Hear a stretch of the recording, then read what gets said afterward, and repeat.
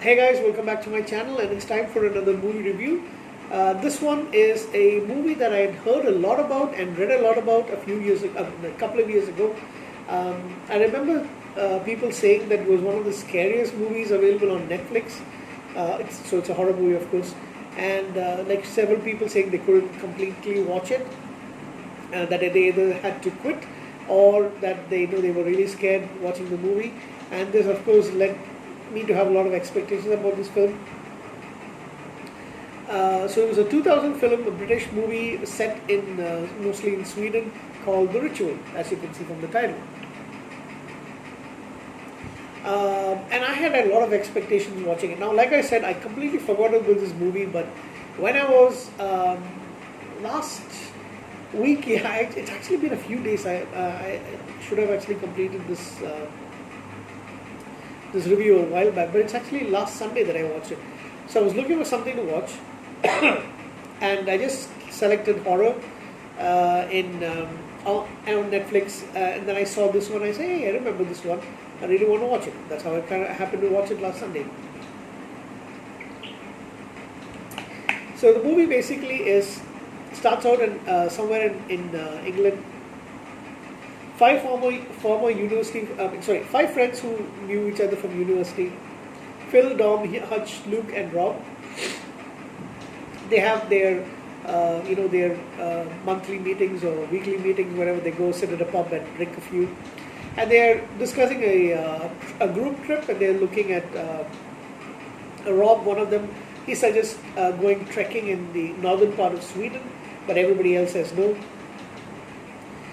They're all in their 30s now, so they've got, some of them got families. They don't really, they don't really party like they used to earlier. So they're all leaving, leaving the pub. On their way back, Luke decides that he wants to have some more alcohol.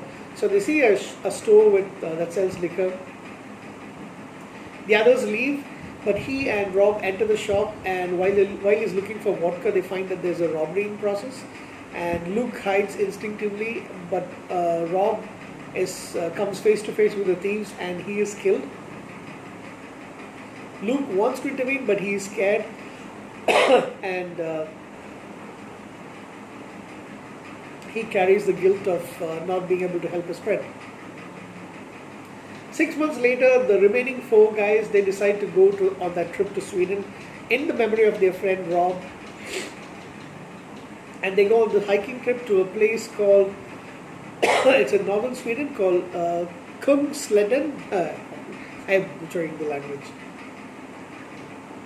Sorry, Sweden. I love you guys. I love all the Scandinavian countries. I definitely do want to visit someday before I die. Sweden has fascinated me for many, many, many years. I think I was around 10 years old when I first started listening to the band Europe, who are from Stockholm.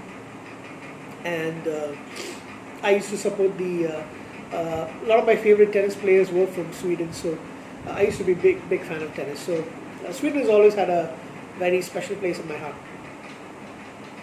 So anyhow, they go on the hiking trip, and they have a memorial for Rob where there's a pile of stones kept, and then they put a photograph of him, and they have a drink from a flask. And then they pour some liquid down. They're all pretty. They're missing him. They're all sad about his dying. And when they're trying to head back, it's a long trip. But trying to head back, Dom, he trips and injures his foot. So they decide that going the long route that they had taken that was recommended to them, back to the town nearby, is going to take them way too long. Going to take them a couple of days. So instead, they decide that Hutch, one of them, decides that there's a shorter route through a forest that they can take, and they should be there by late evening. It's in the morning. It's actually he has the injury the previous day, and then they camp for the night, and then it's the next day that he decides. And that's when things go bad. Do not go to the forest, my friends. They see a huge elk that has been gutted, and it's hung up on the trees, and there's some strange symbols that are carved onto the trees nearby. They decide to continue on. Night falls, there's a huge rainstorm that they're looking for shelter from, and there's a lot of mosquitoes. And they go to this cabin, and they break in because there's nobody there, and they find some necklaces with those symbols, and they find a torso. It's made of a wooden statue, and it's got antlers for hands and without a head. So they decide to stay there the night, but they all have kind of some nightmares. Luke has got some kind of strange punctures on his chest. Phil, he is praying to the effigy upstairs in his underwear, and they are not really sure what exactly happened. So they try to go away, but Luke actually sees a large figure from a distance, but he can't really make out what it is, and the others suspect that he's just hallucinating because of their situation. There's some exchange of words between Dom and Luke, because Dom basically blames him for Luke's death, and Luke is pretty pissed off at him, but kind of like agrees with him at the same time. Later that night, Luke has another nightmare, and he is woken up, and he finds that Hutch is screaming, and they find his tent is empty, and then he's taken away. The remaining three of them go and search for him, and then they find that he's been gutted and strung up on using ropes on the trees. And then later they hear the snapping noises, and Phil is dragged away by an unseen creature. So this happens, and finally it's only Dom and Luke, and they find Phil's body as well. And then they go back. They run from the creature. They go to this cabin, and then they both knocked out unconscious. When they wake up, there's this group of I don't know what kind of clansmen or villagers, something that they've been living in the. They've been living inside the forest, and they basically worship this creature known as a Jotun. It's a god-like creature from Scandinavian mythology, and so this basically they form a cult, and they look for sacrifices, human sacrifices that they can give to the deity in exchange for immortality and good health. So this is explained to them by one of the villagers. They decide to take Dom, and he's the next person to be sacrificed. While he's tied to an altar, he's got visions of his wife emerging from the trees, but it's not actually his wife. It's basically the creature, this huge. How do you explain this creature? It's like a deer mixed with a dog or something like that, and it's got some weird antler shape. It comes and it kills him.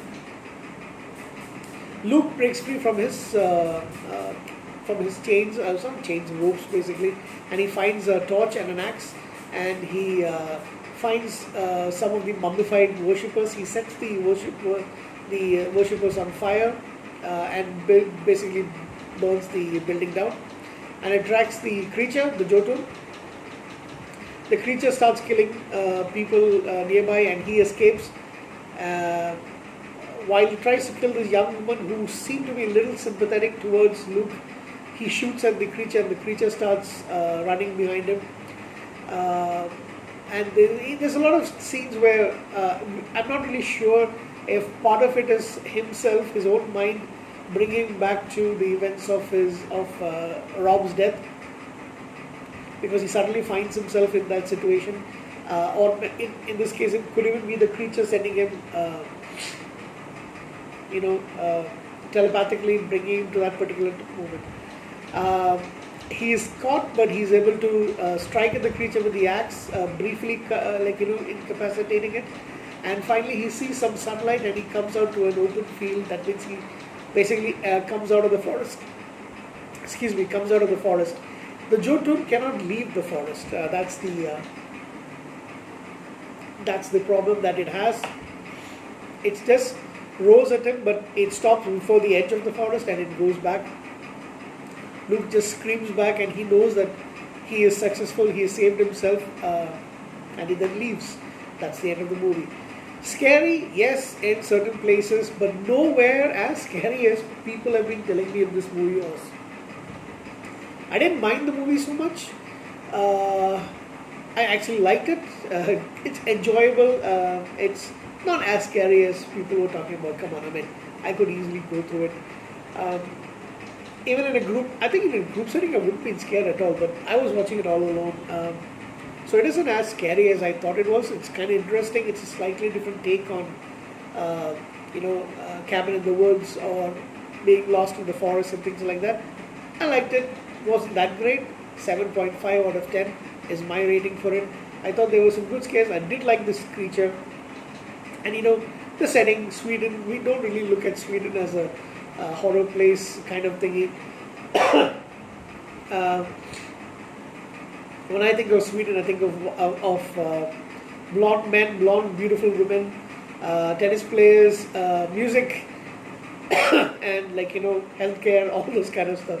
That's not what I think of Sweden. But yeah, they do have some remote areas and things like that. And it's possible that uh, you can have a cult living in a forest that worships some strange thing.